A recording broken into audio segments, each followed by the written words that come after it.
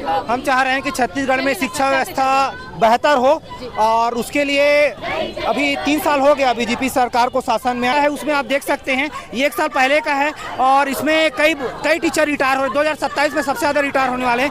ये आप देख सकते हो। तीसरी शिक्षा जो है रीढ़ की हड्डी मानी जाती है। शिक्षा और स्वास्थ्य बेहतर करेंगे तभी हमारा देश का विकास हो सकता है, लेकिन पता नहीं किसके बुद्धि में ये चल रहे हैं। शिक्षा मंत्री बनने के बाद में भी माननीय श्री गजेंद्र यादव ने अभी तक कोई प्रतिक्रिया इस पर नहीं दिया। इससे पहले आप लोग इनकी मांग है कि 57,000 शिक्षकों की भर्ती की जाए। उन्हीं मांगों को ही फोकस करते हुए इनकी मांग थी। क्या है आंकड़ा चलते हुए बात करेंगे। हाँ, अभी हमने मोदी की गारंटी 57,000 शिक्षक भर्ती को देख के बीजेपी को यहाँ युवाओं ने छत्तीसगढ़ में लाया है और हम चाह रहे हैं कि छत्तीसगढ़ में शिक्षा व्यवस्था बेहतर हो और उसके लिए अभी 3 साल हो गया बीजेपी सरकार को शासन में आए।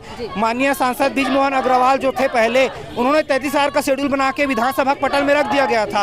उसके बाद उसको किसने निरस्त क्या किया तो पता नहीं, वो भर्ती कहाँ गया तो आज तक पता नहीं चला।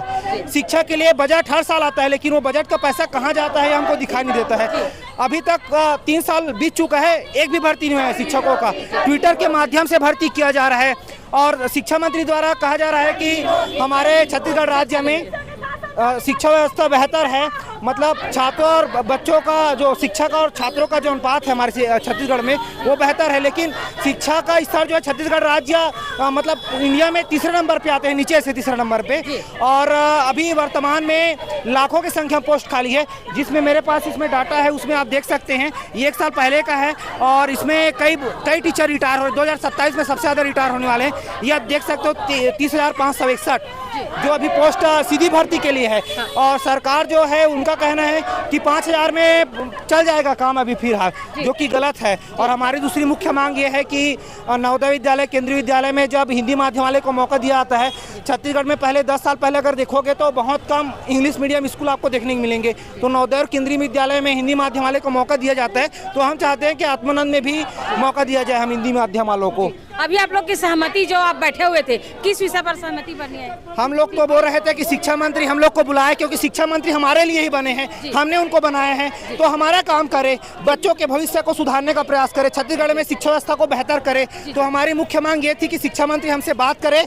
हमारी मांगे जो है जायज़ है ना, तो हम चाहते थे कि हमारी मांग को पूरा किया जाए, लेकिन पता नहीं अब ये मांग पूरी हो पाती है कि नहीं हो पाती। अगर नहीं होती है तो इससे बड़ा हम लोग जन आंदोलन करेंगे रायपुर में और प्रत्येक जिले में हम आंदोलन करेंगे। जी, अभी जो आंकड़े बता रहे थे, क्या से वजह है कि वादा पूरा नहीं हो पा रहा है? कुछ ट्विटर भर्ती किया जा रहा था, जिस शिक्षकों के माध्यम से रखा जा रहा है, पता नहीं शिक्षा व्यवस्था को क्यों बर्बाद किया जा रहा है, समझ नहीं आ रहा है। जबकि शिक्षा जो है रीढ़ की हड्डी मानी जाती है। शिक्षा और स्वास्थ्य बेहतर करेंगे तभी हमारा देश का विकास हो सकता है, लेकिन पता नहीं किसके बुद्धि में ये चल रहे हैं। शिक्षा मंत्री बनने के बाद में भी माननीय श्री गजेंद्र यादव ने अभी तक कोई प्रतिक्रिया इस पर नहीं दिया। इससे पहले आप लोग ने कोई विज्ञप्ति या फिर जानकारी दी थी? कई बार आंदोलन कर चुके हैं मैडम, 3 साल हो गए हम आंदोलन करते हैं, 20 से 25 आंदोलन हो गए।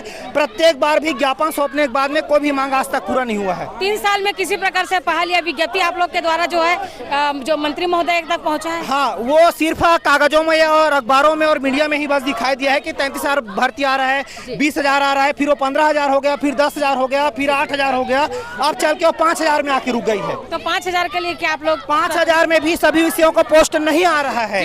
अभी 2200 समथिंग सहायक शिक्षक का निकाले हैं, शिक्षक और व्याख्याता में भी बहुत सारे विषयों के पद नहीं हैं, अभी भी नहीं है। तो हम चाह रहे हैं कि पद वृद्धि करके 57,000 का शेड्यूल जारी करें, क्योंकि 2 ही साल बचा है इनके पास में, और 57,000 भर्ती के लिए 2 सालों का शेड्यूल जारी करके पूरा 57,000 भर्ती सभी विषयों के साथ आए। ये चाह रहे हैं हम। मांग ये है, अगर आप लोग की मांगे मान ली जाती है तो ये जो मांगे मांग ली जाती है तो हम शिक्षा मंत्री का स्वागत करेंगे और उनको भविष्य में भी मौका देंगे। ये क्या आप लोगों की जो एक दिवसीय जो मांग चल रहा है आप लोग का, ये आगे चलेगा कि आज का ही दिन? नहीं, आगे चलते रहेगा और ये बड़े संख्या में चलेगा। अभी तो कुछ साथी लोग ही बस आए हैं और मान लो किसी विषय का पद नहीं आता है तो बड़ी संख्या में बड़े पैमाने में छत्तीसगढ़ में आंदोलन किस तरह का आप लोग का आश्वासन अभी जो है एसडीएम के द्वारा दिया? अभी तक हमको कोई आश्वासन नहीं मिला है। हम 3 साल से खाली आश्वासन मिलता है। 2 साल में 3 साल में आपका 200 से ज्यादा हमने ज्ञापन दे चुका है, ज्ञापन का कोई रिप्लाई नहीं, न सरकार की तरफ से कोई रिप्लाई आती है, कुछ नहीं होता है। गजेंद्र यादव ठगेंद्र यादव बन चुके हैं। जब ये शिक्षा मंत्री बने तो पूरे प्रदेश के युवा को जो शिक्षक भर्ती की चाहत रखते हैं, सभी को बहुत उम्मीद था कि कहीं ना कहीं शिक्षक भर्ती होगा और उनका भविष्य संवरेगा, उनका परिवार का आर्थिक स्थिति सुधरेगा करके। लेकिन आप देख रहे होंगे कहाँ 57,000 शिक्षक भर्ती की मांग और कहाँ ये 5,000। अंतर समझ में नहीं आता इस ठगेंद्र यादव को, इस गजेंद्र यादव को। शिक्षा मंत्री के नहीं, शिक्षा मंत्री है, थोड़ा सम्मान के साथ बात करें। सम्मान कैसे दें इनको बताइए? क्या युवाओं का सम्मान किया इन्होंने? क्या प्रदेश के इतने माता बहनों का सम्मान किया? क्या उन बेटियों का सम्मान किया जिनके लिए शब्द बोलते हैं कि बेटी पढ़ाओ बेटी बचाओ? तो बेटी पढ़ लिख गई है तो क्या बेटी को रोजगार नहीं चाहिए क्या? वो डीएड किए हैं, बीएड किए हैं, उनको भी तो रोजगार चाहिए। तो क्या उनका सम्मान कर रहे हैं ये? शिक्षा मंत्री कैसे हुए ये? कैसा शिक्षा मंत्री है? जो मैं मुंगेली में आंदोलन होते देखा हूँ अपने आंखों के सामने, बच्चे भीख मांग रहे हैं, रो रहे हैं, गिड़गिड़ा रहे हैं कि हमारे स्कूल में शिक्षक दो करके, और इधर ये भाषण दे रहे हैं विधानसभा में कि पर्याप्त शिक्षक उपलब्ध है छत्तीसगढ़ में। तो छत्तीसगढ़ में शिक्षकों की कमी ही नहीं है। तो फिर मैं आपको रिकॉर्ड दिखा देता हूँ। ये आंदोलन चल रहा था, बच्चे लगातार वहाँ आंदोलन कर रहे थे। ये देखिए, मैंने रिकॉर्ड भी किया कि कैसे बच्चे आंदोलन कर रहे थे। मुंगेली कलेक्ट्रेट का है ये।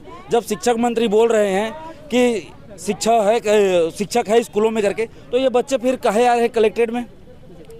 और अगर अभी आप किसको ज्ञापन दे रहे हैं? ज्ञापन तो हम ज्ञापन देने तो आए ही नहीं है, सही बोला जाए तो। हम चाहते हैं कि मांग पूरा हो। अगर सरकार मांग नहीं पूरा कर सकती है तो इस्तीफा दे दे। अधिकारी यहाँ पर पहुँच गए हैं जिन्होंने विज्ञप्ति ली है अभ्यर्थियों से। क्या बात है पूरी जानते हैं कि क्या बातों पर जो है, किन बातों पर जो है सहमति बनी है। सर बताएंगे, अभी जो अभ्यर्थी अभी जो आज धरना के रूप में ले लिए थे और अभी ज़मीन पर बैठे थे बारिश में, तो ऐसी कौन सी मांग जिनको लेकर आए थे और बहुत समय लगा आप लोग इनको समझाने में? शिक्षक भर्ती साझा मंच करके इन्होंने एक संघ बनाया हुआ है। वे आए हैं बिना कोई पूर्व सूचना के आए थे। इनकी मांग है कि 57,000 शिक्षकों की भर्ती की जाए। उन्हीं मांगों को ही फोकस करते हुए इनकी मांग थी। इन्होंने माननीय मुख्यमंत्री जी और माननीय शिक्षा मंत्री के नाम से अभी ज्ञापन दिए हैं। इनका कहना है सर कि लगातार कई बार इस तरह से जो है हमने इनको जानकारी दे दी है, लेकिन हमारा जो जानकारी, हमारी बातें जो है उच्च अधिकारी तक नहीं पहुंच पाए थे। शिक्षा मंत्री को लेकर शिक्षा मंत्री से मिलेंगे करके यहाँ पर बच्चे मतलब अभ्यर्थी उग्र हुए थे। उनको कैसे आपने सांत्वना दिए सर? देखिए, मांगे जो रहती है, मांग करना इनका अधिकार है। एक सकारात्मक ढंग से यदि मांग करते हैं, उनकी बातें जिनको संबोधित करते हैं उन तक पहुँचाई जाती है। ये बिल्कुल गलत बात है कि जो मांगे नहीं पहुंचाई जाती।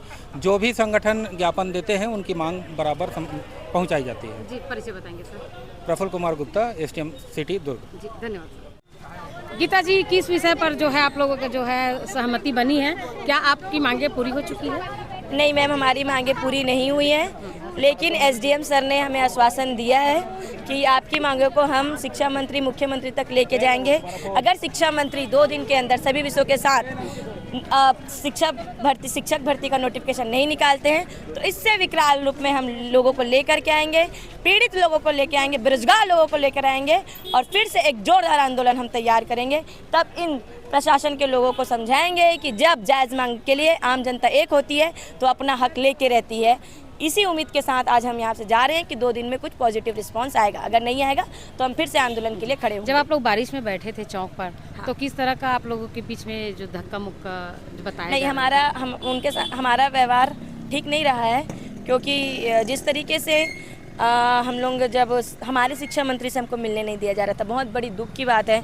जिसे हमने बनाया आज उससे हम नहीं मिल पाए। ये बहुत मतलब ये कैसा लोकतांत्रिक राज्य है मैम कि हमारे नेता हमसे मिलने नहीं आ सकते। जब उनको नेता बनना था, मंत्री बनना था, तो घर घर जाके हाथ जोड़े हैं, एक एक जनता का पैर पड़े। और आज लगातार शिक्षक बनने के लिए, राज्य के हित के लिए, आम गरीब घर के बच्चों को पढ़ाने के लिए हमको उनके पास बार बार जाना पड़ रहा है, निवेदन करना पड़ रहा है, पैर पड़ना पड़ रहा है। इससे तो यही पता चलता है कि राज्य की सरकार नहीं चाहती कि शिक्षा व्यवस्था सुधरे और वो नहीं चाहती कि शिक्षक भर्ती आए, लेकिन फिर भी मजबूरी में उनको करना पड़ रहा है। यही मैं समझ पाई हूँ। लेकिन सरकार को तो हम झुका के रहेंगे। हम आम छात्र मजदूर घर के बच्चे हैं, हम अपना हक लेके रहेंगे मैम।